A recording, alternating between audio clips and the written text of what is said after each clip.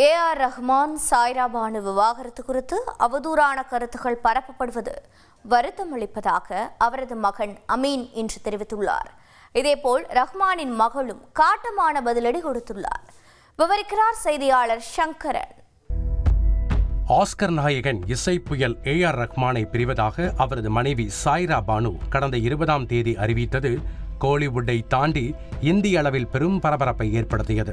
விவாகரத்து தொடர்பாக ஏ.ஆர். ரஹ்மான் வெளியிட்ட எக்ஸ் தள பதிவில் 30ஆம் ஆண்டு திருமண பந்தத்தை எட்டுவோம் என நம்பியிருந்த நிலையில் அனைத்தும் எதிர்பாராத முடிவாகிவிட்டது என உருக்கமுடன் குறிப்பிட்டிருந்தார். ஏ.ஆர். ரஹ்மான் சாய்ரா பானு தம்பதி விவாகரத்து அறிவித்த சில மணி நேரங்களில் ரஹ்மானின் இசைக்குழுவில் பணியாற்றி வரும் கிட்டார் கலைஞர் மோகினி டேவும் தனது கணவரை பிரிவதாக அறிவித்தார்.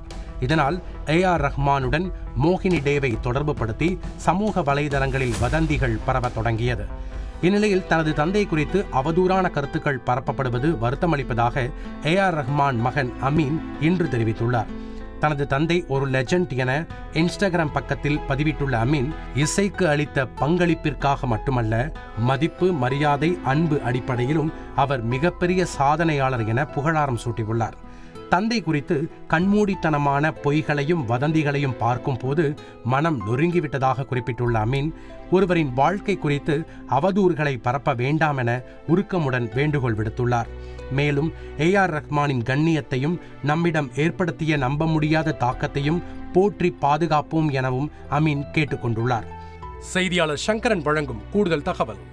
அமீனை போலவே ஏ.ஆர். ரஹ்மானின் மகள் ரஹீமாவும் தந்தையின் மீதான விமர்சனங்களுக்கு பதிலடி கொடுத்திருக்கிறார். வதந்திகள் வெறுப்பாளர்களால் பரப்பப்பட்டு முட்டாள்களால் ஏற்றுக்கொள்ளப்படுகின்றன என்று காட்டமான பதிவை இன்று ரஹீமா வெளியிட்டிருக்கிறார். கல்பனா.